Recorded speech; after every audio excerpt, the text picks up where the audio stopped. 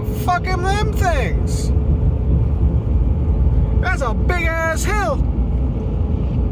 So anyway, we're up here on Highway 11 in the foothills of the Blue Ridge, South Carolina, and just driving up to a thing. But we're fixing to put about 270 miles on this pig on this tank, and we just drove all the way uphill, complete to the other end of the state. Went from damn near Edisto all the way past Greenville. You know, we're heading towards Travelers Rest. So this is a perfect opportunity to see what kind of fuel economy this Jeep gets.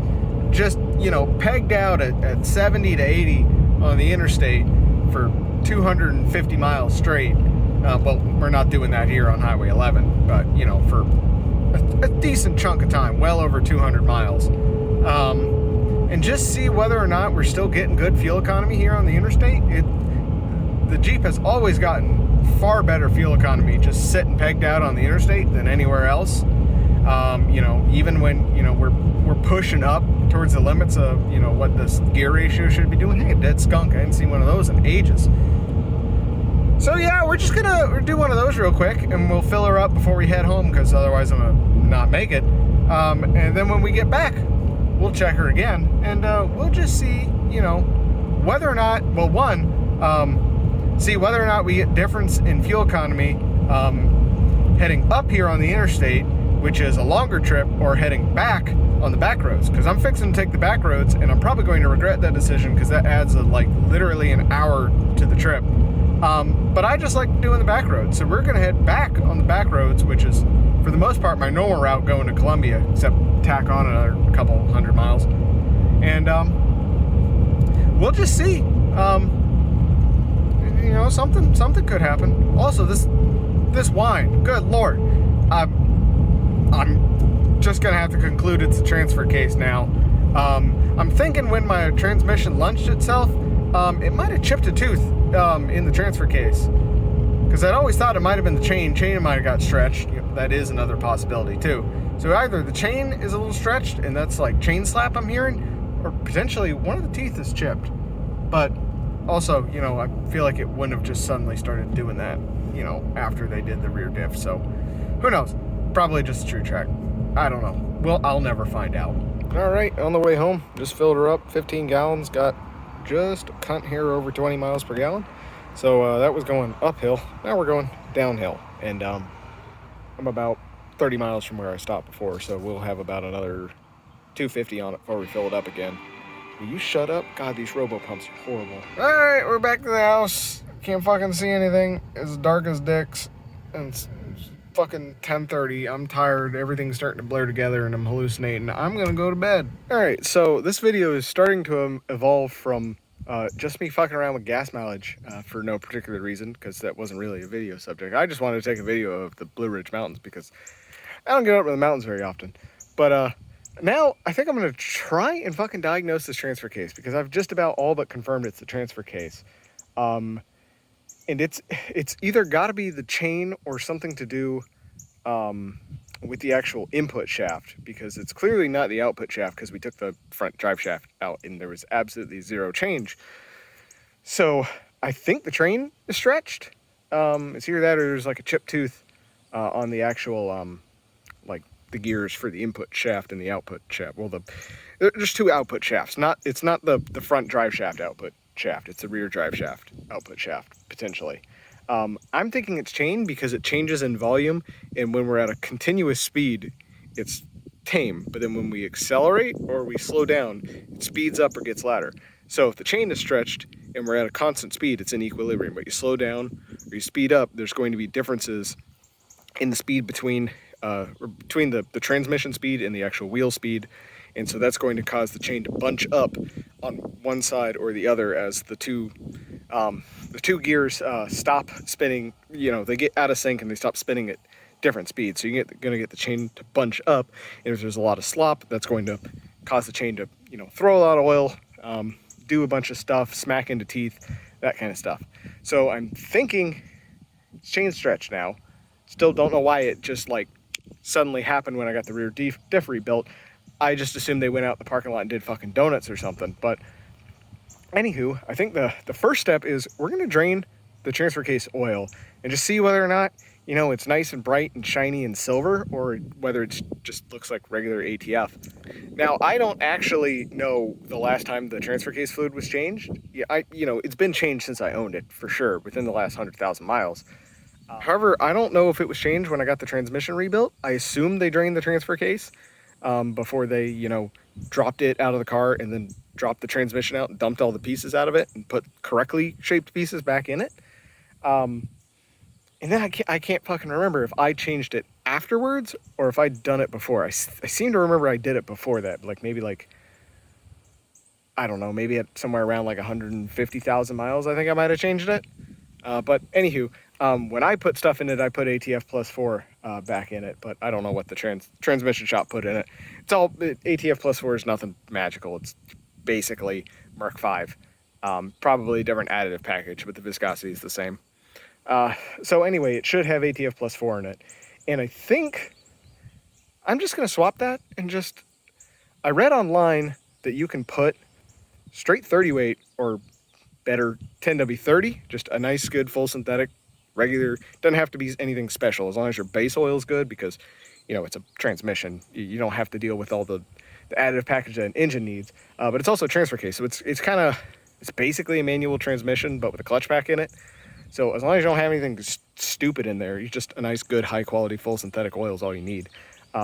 Because ATF, like ATF plus 4 or Merc 5 or Dex 3, they're basically 0W20 as far as viscosity is concerned. It's the same 40 degree and 100 degree C CST kinesmatic viscosity.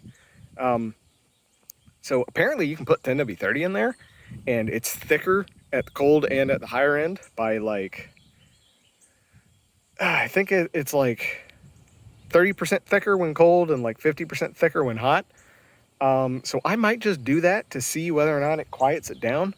There's been, you know, dozens of people who have done this in the, I have a New Process Gear 231J transfer case.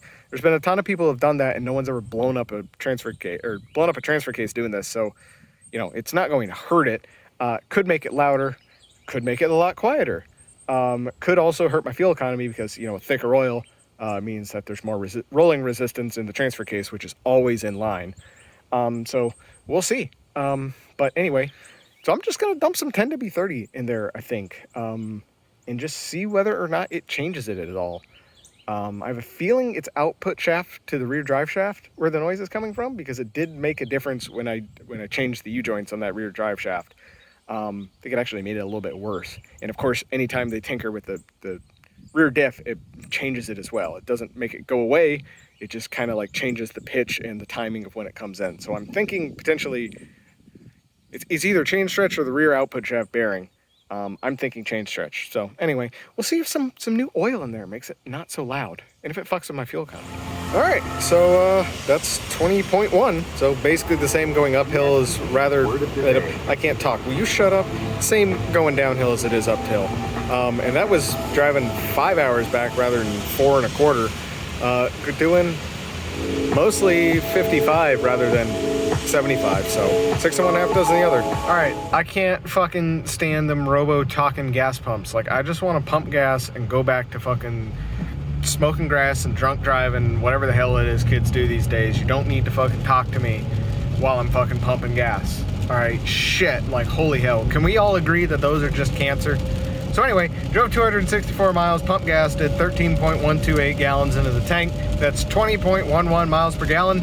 So going 55 on the back roads in the rain, having to pass fucking people because they're doing fucking 40 miles an hour on a back road, and going downhill, I still got slightly better gas mileage than driving 75 the entire way straight up on the interstate, never having to brake at all, hitting no traffic. So, you know, I don't know what that says. It either says that the Jeep really struggles going uphill, or it really loves going downhill, or maybe it just doesn't care. I can't really tell. I'm gonna stop filming while driving because it's raining and I'm in North Charleston, and people love to just slam on the brakes for no fucking reason.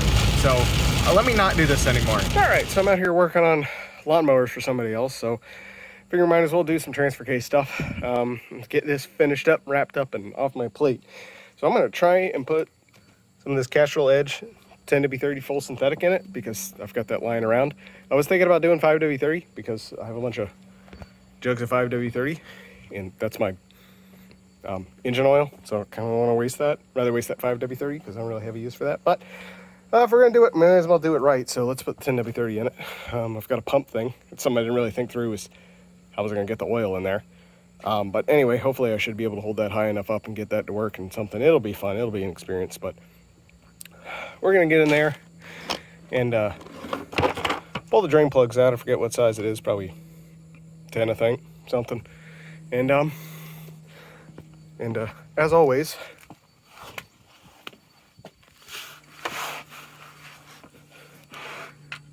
it is in fact 10. Always take your fill plug out first because you can always suck the oil out and put it back in. But if you take drain plug out, you can't always get the oil back in. So, you know.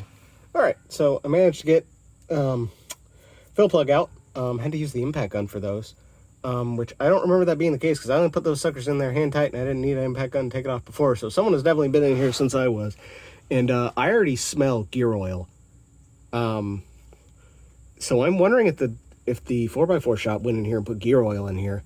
We'll see if this is paint coming out, but I smell extreme pressure additives, which was not what was in here when I drained it. And it's not what I put back in it. So that could be the source of things. Oh, that's pink, so... Ah, fuck you, buddy. Does look a little bit clutch material-y. Not a whole lot. I don't think these are magnetic, but I ain't seen anything on it. And it's making its way towards me. I'm not seeing any, you know, anything crazy in it. That's a good sign. Anyway, we'll put engine oil back in it. All right, red stuff's out, drain plug's in, time to start pumping engine oil in there. And she's full up. So let's get everything tightened up, cleaned up, and go take her for a spin and see if she's any quieter. All right, she's cleaned up, sealed up. Let's hop in the Jeep and give her a test drive. All right, we're out on the highway. Let's get her up to about a little over 60, 62, 63. That seems to be where it gets mad. We'll let it just coast and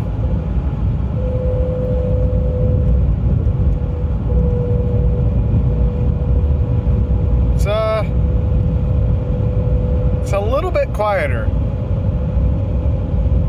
Speed up. Seems